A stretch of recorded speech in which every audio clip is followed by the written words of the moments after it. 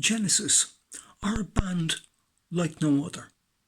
The support is kind of unprecedented from friends, students, relatives, neighbours, and even bandmates and mums.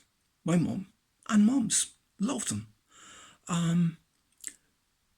From being like a Charterhouse prog band to being one of Britain's best cultural exports. It's quite something, it's quite astonishing. Peter Gabriel in 1971, 1972 was absolutely one of the best frontmen, best looking and best vocalists in the world. He was incredible. And Tony Banks is one of my favourite keyboard players. His kind of undulating lines, his kind of inverted arpeggios, and his cadences.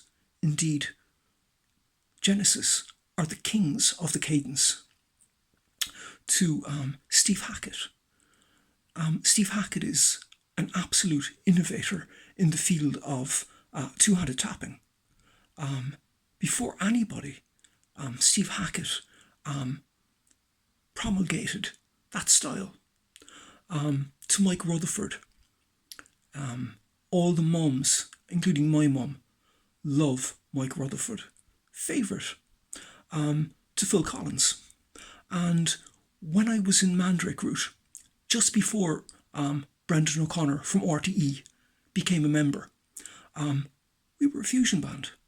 And our number one influence was Brand X. And Phil Collins was a member of Brand X.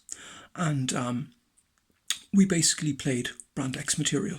And we were the first fusion band in Cork. Fact.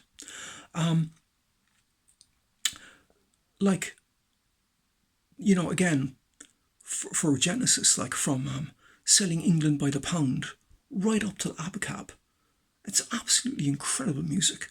Just one hit after another hit, even including like top 10 hits and stuff, and best-selling albums, and filling auditoriums.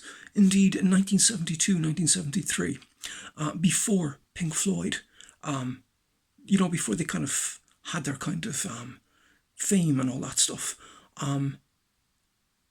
Genesis were selling out auditoriums in Italy. They were actually one of the most popular bands in Italy. And this is before they had their breaks. It's quite amazing. But again, I've got former students, friends that are just besotted by Genesis. And, it's been pointed out to me by them that I actually have intersections with Genesis. I didn't have to tell them. They told me. But the first intersection I have is quite intriguing. Mike Elizondo, who I intersect with via Peter Erskine, Jeff Gauthier, and Alex Klein.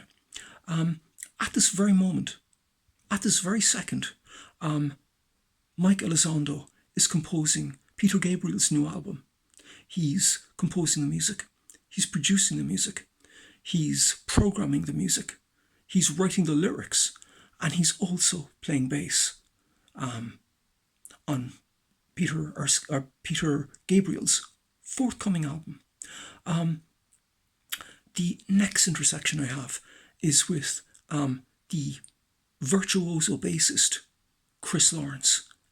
Lovely fellow, incredible bass player.